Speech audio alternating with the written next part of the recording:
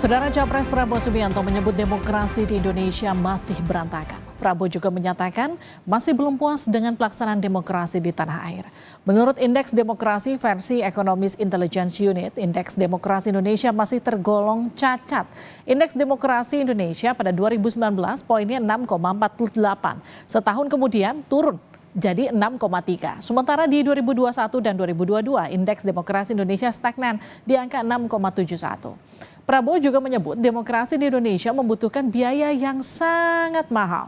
Jika melihat anggaran pemilu, terjadi peningkatan yang cukup besar. Di 2019, anggaran pemilunya 45,3 triliun. Sementara pada 2024 sebesar 71,3 triliun rupiah. Yang jadi pertanyaan, bagaimana memperbaiki demokrasi di Indonesia? Apakah sistemnya harus diubah? Kita akan bahas setelah informasi berikut. Capres Pemilu 2024 Prabowo Subianto menilai demokrasi Indonesia masih berantakan dan membutuhkan biaya mahal. Ia mengaku belum puas dengan pelaksanaan demokrasi di tanah air sehingga perlu ada perbaikan demokrasi untuk kedepannya. That democracy is really very, very tiring. Democracy is very, very messy. Democracy is very, very costly. And we are still not satisfied with our democracy. There is a lot of room for improvement.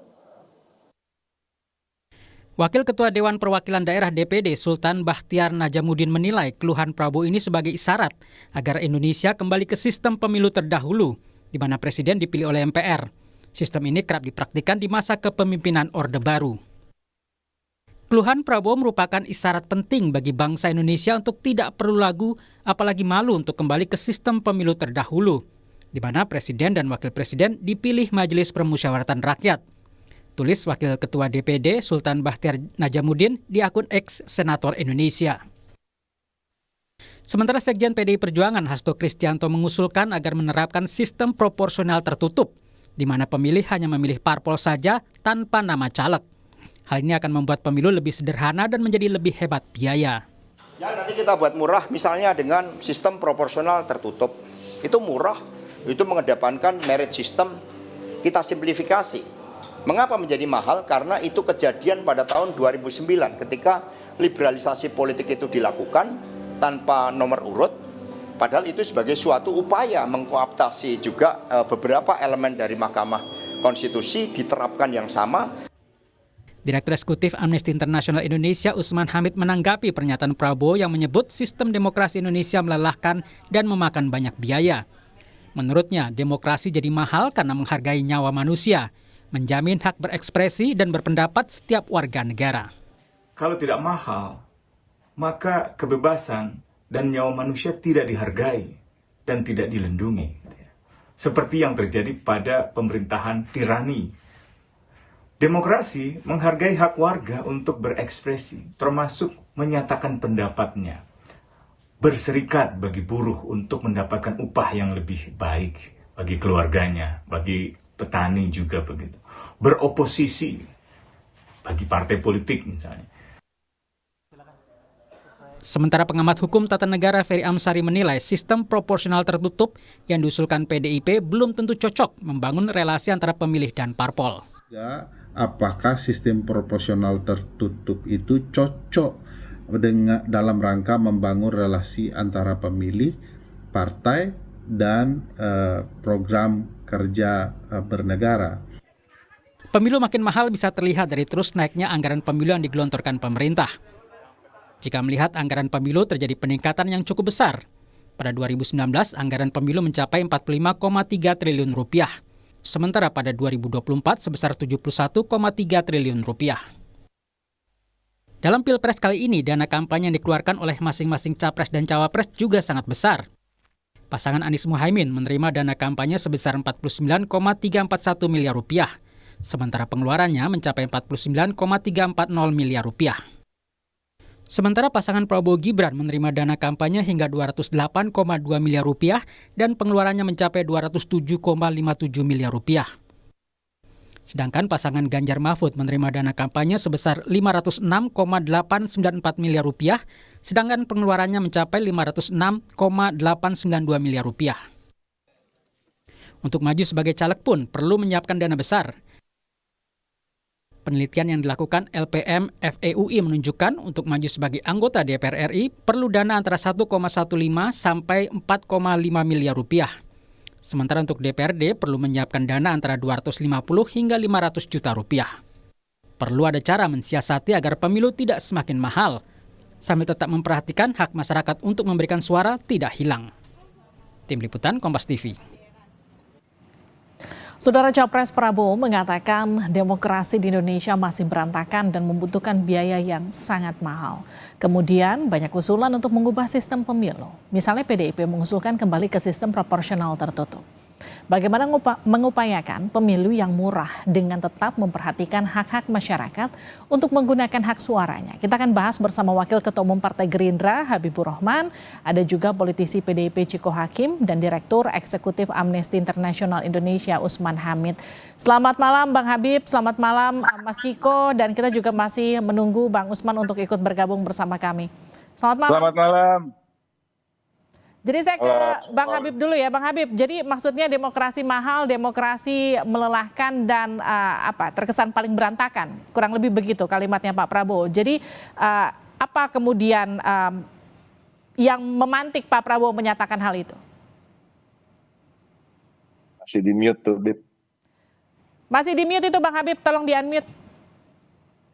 Iya, jangan dikutip sepotong-sepotong apa yang disampaikan Pak Prabowo ya, tapi ada lanjutannya bahwa meskipun demikian kita jangan berkecil hati ya dengan demokrasi kita. Artinya bukan secara umum berantakan, tapi memang mahal ya dan memang melelahkan. Tapi dalam konteks substansi saya pikir demokrasi kita dari tahun ke tahun, terutama dalam konteks pemilu mengalami perbaikan. Ya. Jadi kenapa mahal? Ya kita tahu sendiri ya. Pemilu kita ini kan ada sebetulnya kan bukan satu pemilu saja dalam setiap pelaksanaan 5 tahun sekali itu, tetapi dalam pelaksanaannya ada pemilu legislatif DPR, pemilu legislatif DPD, pemilu presiden yang semuanya berjalan masing-masing walaupun waktunya bersamaan, tetapi pelaksanaan agenda, kemudian pelaksanaan berbagai macam formalitasnya masing-masing, termasuk penghitungan suaranya. Ya, sehingga akhirnya memang cost-nya menjadi triple, bukan double lagi, tiga lapis kan. Pemilu Pilpres biaya sendiri, pemilu Pileg biaya sendiri, pemilu DPD biaya sendiri. Nah, ini harga biaya resminya saja mahal yang ditanggung oleh negara melalui penyelenggara. Lebih lagi biaya yang ditanggung peserta pemilu. Nah, peserta pemilu ini kan ada presiden, ada partai, ada calon anggota legislatif berbagai tingkatan itu, RI, provinsi, kemudian kabupaten, kota, Baik. Nah, ini biayanya juga masing-masing, sehingga memang kalau pasti dahsyat sekali gitu. Nah, ini yang bilang Pak Prabowo sangat mahal dan sangat melelahkan ya. Oke, saya karena memang kita ini kan baik, saya tangkap maksudnya Bang Habib. Mas Ciko, jadi kalau dibilang melelahkan, mahal, tapi kemudian kok langsung katakanlah responnya ke proporsional tertutup begitu. Kenapa begitu Pak Hasto? Enggak, tapi kan tadi kalau didengar kembali lagi, kalau didengar selengkap-lengkapnya pernyataan Pak Hasto itu bukan soal mahalnya, dia bilang soal proporsional tertutup, tetapi lebih ke sistem yang lebih mengedepankan meritokrasi. Nah, kita mengetahui dan kita tidak boleh menutup mata karena banyak juga sekarang kejadian yang terpilih akibat dari proporsional terbuka ini, banyak sekali yang memang sebenarnya bukan dengan latar belakang yang mumpuni di bidang politik atau dibilang representatif politik gitu. Tapi ini sebenarnya masih bisa diperbaiki juga. Nah, kita kan memberikan satu alternatif proporsional tertutup di mana nanti juga partai-partai politik akan memilih kader-kadernya yang terbaik dan memang siap untuk menjadi representasi dari masyarakat di DPR, MPR maupun di kabupaten sampai tingkat kota, provinsi dan RI. Tapi saya ingin gimana? Baik, saya ke Bang Usman dulu ya, Mas Ciko. Bang Usman, melihat respon untuk mendorong lagi proses proporsional tertutup, apa respon Anda? Ya, saya kira itu terlalu terburu-buru. Sebaiknya kita jalani yang ada dan kita evaluasi apa yang kurang. Betul sekali, secara finansial demokrasi kita memang sangat mahal. Apalagi kalau kita membandingkan dengan berbagai pengalaman negara lain, Indonesia barangkali menjadi satu di antara 3 negara dengan biaya pemilu yang sangat besar karena memang melibatkan ratusan juta orang untuk bisa berpartisipasi di dalam proses pemilu. Nah, dengan begitu salah satu pemilu terbesar di Indonesia, apalagi untuk one man one vote, mungkin Indonesia yang terbesar karena bukan hanya pemilihan presiden, tapi juga pemilihan DPR RI, DPRD, hingga dengan pemilihan di tingkat DPD. Nah, masalahnya adalah pernyataan Pak Prabowo itu tentu bagus seperti dijelaskan oleh Bung Habib, tetapi publik mungkin masih mengingat pernyataan Pak Prabowo di dalam konteks pemilu 2019 ketika itu dan juga 2014, di mana Pak Prabowo seperti ingin mengatakan bahwa demokrasi langsung yang sekarang ini sebaiknya diganti menjadi dengan demokrasi perwakilan seperti Westminster. Pak Prabowo pernah mengatakan itu di Singapura misalnya gitu. Nah, dalam demokrasi Westminster tentu ini satu pilihan, memang lebih murah karena yang dipilih ada partai politik, sementara Perdana Menteri atau Presiden itu dipilih oleh partai-partai dengan suara yang terbanyak. Kalau kita mau memilih itu bisa juga, dan kita pernah menerapkan itu di era demokrasi terpimpin. Di era sebelum demokrasi terpimpin, yaitu ketika tahun 50-an Indonesia mengadopsi sistem Perdana Menteri, di mana Perdana Menteri ditunjuk oleh mayoritas suara-suara partai politik di dalam parlemen. Nah, tetapi kita juga punya presiden ketika itu yang secara, katakanlah secara politik berbeda dengan sekarang yang dipilih secara langsung.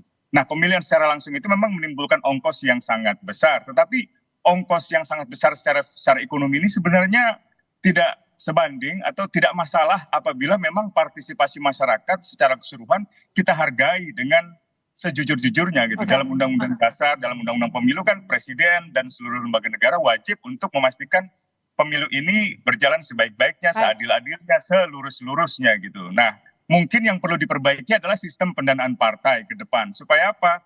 Supaya sistem pendanaan partai itu juga karena tidak ada iuran dari anggota masyarakat, jadi dorong masyarakat supaya beriuran. Dan yang kedua mungkin perlu ada subsidi dana dari negara kepada partai-partai politik. Sehingga partai-partai politik seperti tidak harus mencari dana-dana besar untuk membiayai pemilu atau kampanye dalam pemilu yang sangat-sangat mahal itu gitu. Oke, gimana tuh Bang Habib? Ya masuk akal, karena kan yang termahal memang biaya sosialisasi dan kampanye, ya. Kalau misalnya sosialisasi dilakukan, diatur oleh negara, difasilitasi oleh negara, ya. Saya pikir itu akan jauh lebih ringan. Contoh misalnya ya ini konkret saja kayak billboard itu kan kita mesti bayar semua partai politik. Apabila sebetulnya dengan satu kebijakan saja itu kan punya pemerintah billboard, ya. Pemerintah mensosialisasikan peserta pemilu, semua peserta pemilu melalui alat peraga yang ada. Saya pikir itu cost-nya lebih ringan. Tapi ini kan hal-hal teknis. Kita secara umum dulu seperti apa. Nanti menurut saya kan ini ada waktu cukup panjang sampai pemilu berikutnya yaitu 2029. Kita menyusun undang-undang politik yang baru. Bahkan menurut saya kalau bisa undang-undang politik yang baru itu disusun di akhir DPR periode ini, ya, atau di awal DPR periode mendatang, sehingga lepas dari konteks konflik dan peta politik. Jadi perumusan segala ketentuan detail teknis itu kita nggak baca peta politik, kita semata-mata mencari yang terbaik untuk bangsa kita. Sebab kalau sudah terlalu dekat dengan pemilu yang akan datang, hitung-hitungannya nggak ilmiah lagi. Hitung-hitungannya adalah kepentingan masing-masing fraksi-fraksi yang ada di DPR. Nah, menurut saya itu, jadi usulan baik dari Pak Usman, dari teman-teman Pak Ciko, dari Pak Hasto, banyak yang baik-baik ya. Dan kita nggak harus mengkotak-kotakan sistem apa yang kita pegang lalu strict itu bulat-bulat kita adopsi. Nggak harus begitu. Kita sebagai bangsa besar bisa membuat ya sistem yang sesuai dengan diri kita sendiri. Oke. Itulah pentingnya pembahasan undang-undang pemilu di akhir periode ini atau di awal periode yang akan datang. Baik, otak-atik sistem pemilu Mas Ciko. Jadi nggak mesti langsung ke proporsional tertutup. Ya itu nanti bagus untuk dibicarakan, tapi saya ingin mengungkit sedikit terkait dengan pemilu yang dianggap mahal ini. Menurut saya kalau kita bicara mahal dari pengeluaran negara, kita harus membandingkannya dengan pengeluaran negara yang lain atau kebocoran uang negara misalnya.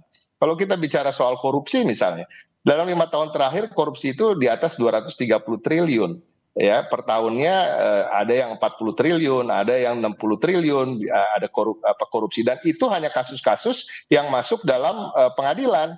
Nah, kita tahu sendiri banyak sekali kasus yang tidak masuk ke dalam pengadilan. Jadi negara ini saya lihat kalau kita perbandingkan gitu, nilai pemilu yang 70 sekian triliun untuk mencari pemimpin yang bersih, mencari anggota dewan yang bersih yang tidak akan melakukan korupsi misalnya. Itu artinya kan menghemat 200 sekian triliun artinya. Nah, ini yang kita harus perhatikan dan harus kita pikirkan bagaimana caranya pemilu itu yang hanya 70-an triliun. Saya hanya bisa katakan itu hanya tanda kutip.